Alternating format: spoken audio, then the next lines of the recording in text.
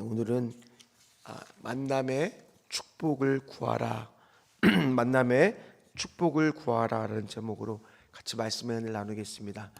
3월달이 되면 자녀들도 있을 거고 손자들도 있을 거지만은 집안에 이제 한 가지 3월달이 다가올수록 기도 제목이 생기죠. 이제 새 학기가 시작이 되는데 저희 집도 이제 첫째 딸이 이제 그냥 학년이 올라가는 게 아니라 학교가 바뀌잖아요. 초등학교에서 중학교로. 그러다 보니까 이제 이 반을 배치하는데 자기 초등학교에 친구들이 얼마큼 자기 반에 됐는지 이게 초미의 관심사잖아요. 그래서 그날 홈페이지에 이렇게 딱 공개가 되었을 때 그 시간 내에 그냥 계속 기다렸다가 확인을 하고 막 소리를 지르고 아니면 아쉬움을 나타내고 막 그러더라고요.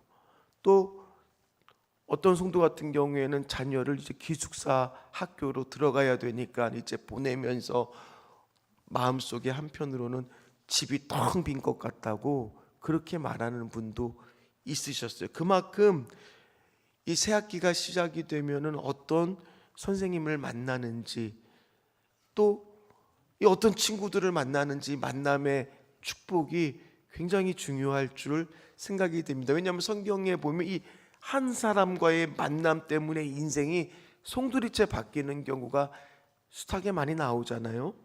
대표적으로 루시라고 하는 여인 어떻습니까? 인생에 있어서 남편도 잃고 집에 남자도 하나도 없고 생계를 어렵게 이어갈 수밖에 없는 상황에서 누구를 만나요?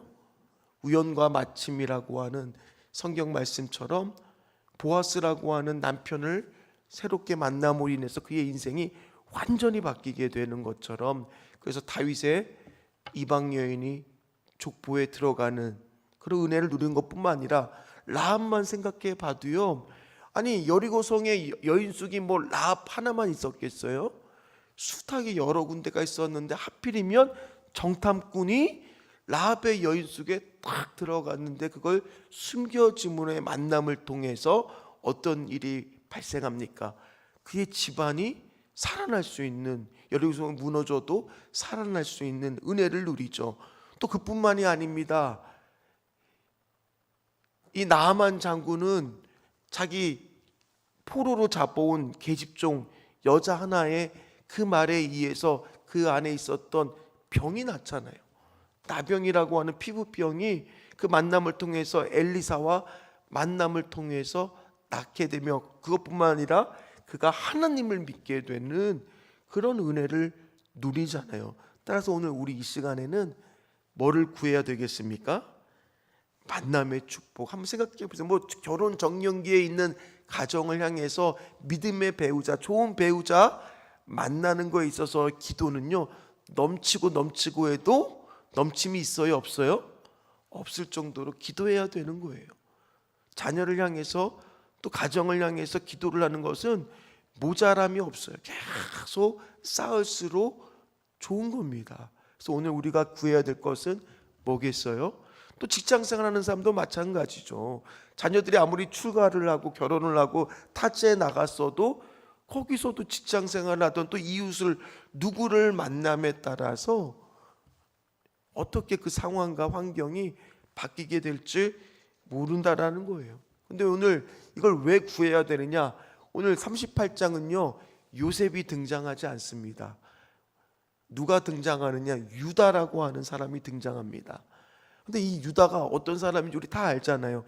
이 야곱의 아들 중에서 나중에 어제도 우리가 그 저녁 예배 때 봤지만 창세기 39장 10절 말씀에 보면 유다가 앞으로 장자의 신분을 받게 될 거라는 것을 예측할 수 있는데, 이 유다가 무슨 일이 있었는지는 모르겠지만 요셉을 그렇게 애굽으로 팔아버린 후 38장에 가서는 이상하게 변해요. 어떻게 변하느냐? 부모님하고 같이 사는 게 아니라 훌쩍 다른 지역으로 떠나버립니다. 근데 다른 지역으로 떠났다는 것은 그가 더 이상 믿음의 공동체 생활, 가족들 간에 하는 게 아니라 가나안 지역에 가서 가나안 사람들과 섞어서 삽니다.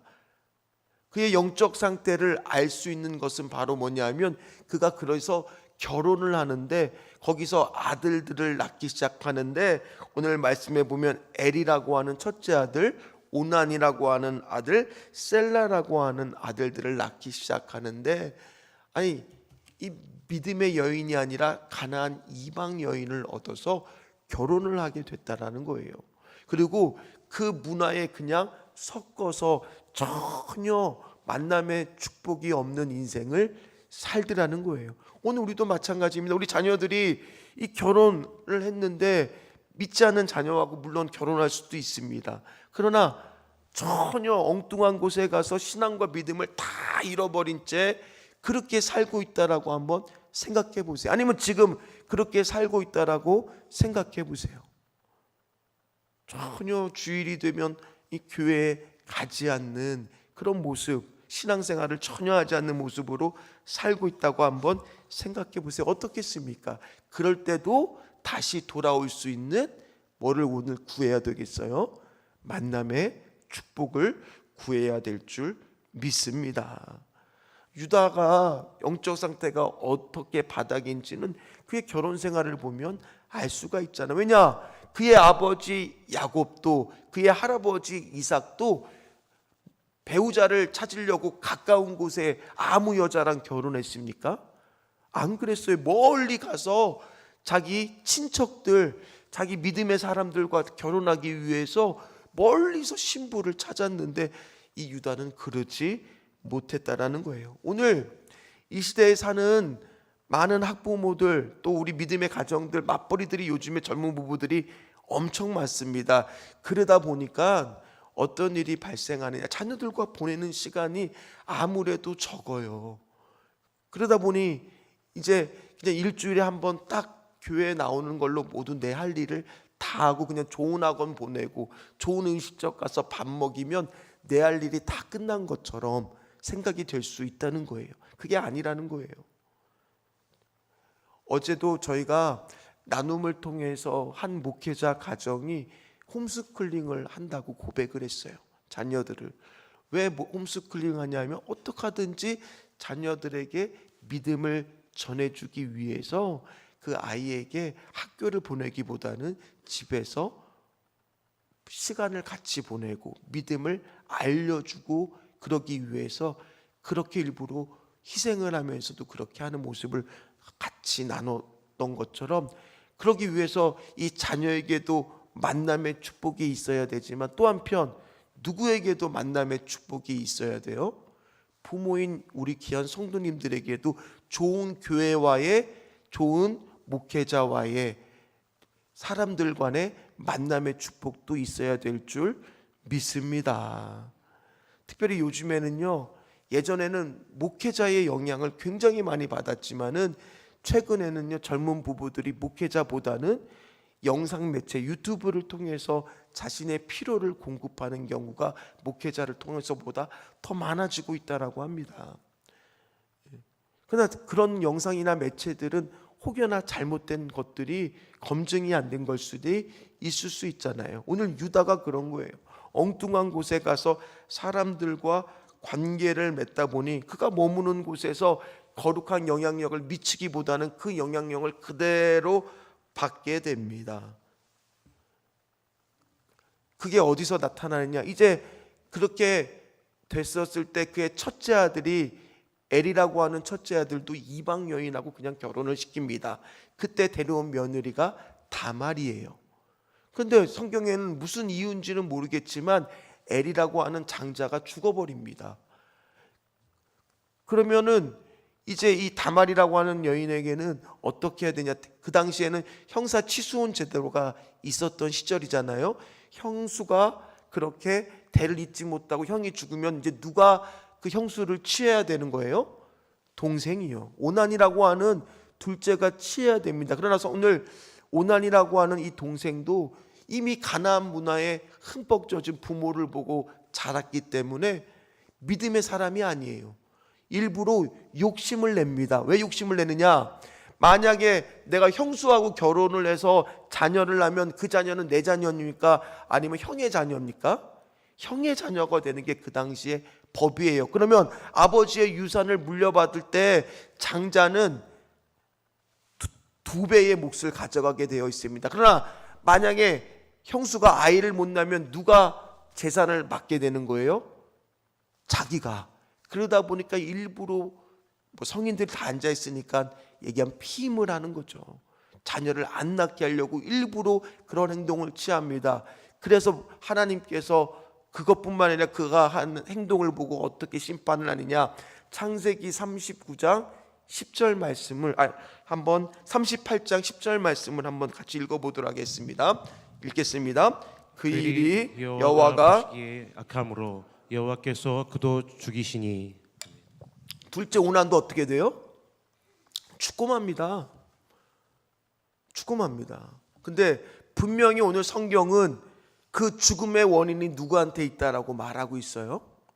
오난에게 있다라고 말하고 있어요. 악했다고 말해요. 그런데도 불구하고 오늘 그의 아버지 유다는 영적 분별력이 없어요. 이 모든 책임을 쉽게 이야기하면 뭐라고 생각하느냐? 아유, 우리 집안에 내가 며느리를 잘못 들여놨어. 며느리 탓을 하는 거예요. 그래서 이제 막내 셀라마저 이룰 수가 없으니까 아유, 안 되겠다 싶어서 친정으로 쫓아내 버립니다. 그리고 이제 연락도 안 하고 그냥 다 끊어버리는 거예요. 만약 여러분이 다말이라고 생각하면 이제 어떻게 행동을 하시겠습니까? 그만큼 지금 유다는 모든 면에서 지금 영적 분별력이 잃어버린 상태라는 거예요. 그랬을 때 이 다말은 어떤 행동을 취하느냐? 이 유다 집안에는 끊임없이 안 좋은 일이 생기는 거예요. 그렇게 둘째 아들을 잃고 나서 좀 시간이 지나니까 아내마저 잃어버렸어요. 그러니까 집안에 연이은 불행한 일들이 계속 겹쳐서 일어나는 거예요. 왜 그러냐? 그가 믿음의 공동체를 떠나서 신앙을 떠나서 그렇게 살다 보니까 계속 그런 일들이 생기는 겁니다. 그러다가 이제 양털을 깎는 문축업을 하고 있는 유다에게는 양털을 깎는 일이 이제 축제처럼 다가옵니다. 그날은 농부가 수확물을 거두는 것처럼 축제예요, 축제. 근데 원래는 그 축제의 날인데 이 가나안 문화는 그때 무슨 일을 하느냐? 가까운 이방신의 신전에 가서 이 신녀들과 또 이 관계를 맺는 것을 통해서 축제를 즐기는 문화가 있었던 거예요. 그런 이방 문화에 취해 있던 유다도 그날 어떻게 해야 될지 모르는데, 자, 그때 다말은 어떤 행동을 취하느냐? 창세기 38장 13절 말씀을 한번 읽도록 하겠습니다. 어떤 사람이 다말에게 말하되 내 시아버지가 자기의 양털을 깎으려고 딥나에 올라왔다 한지라. 자, 이름도 안 나오는 어떤 사람이 나와요. 그 사람이 평상시에 다말을 예쁘게 봤을 겁니다. 그의 처지를 불쌍하게 생각했을 겁니다. 이 이름도 안 나오는 그 사람이 지금 다말한테 그 소식을 전해주지 않았더라면 오늘 어떻게 되었을까? 이 다말을 통해서 이 예수님의 족보가 이어지는, 다윗의 족보가 이어지는 일들이 없었을 거예요. 그러나 오늘 불쌍한 여인 한 여인에게는 무슨 은혜가 있었어요? 그 여인이 뭔가 잘해서가 아니에요. 하나님이 계획하심이 있고 은혜가 있고 불쌍히 여기니까 어떤 사람을 만나게 해주는 뭐가 있었던 거예요? 만남의 축복이 있었던 거예요. 오늘 우리가 기도할 때 하나님, 수많은 어떤 사람, 이름도 모르는 어떤 사람, 때로는 알지만은 우리가 인식하지 못하던 어떤 사람을 통해서 부모인 우리도, 자녀인 우리 자녀들도 뭐가 있어야 된다고요?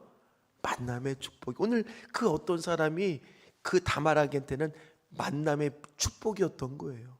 아버지가 시아버지가 그렇게 온다는 소식을 알려주자마자 다말은 위복을 벗고 얼굴을 가리고 몸을 힘싸고 문에 앉아서 있었습니다. 그게 그 당시에 이제 창기의 행동이었던 겁니다.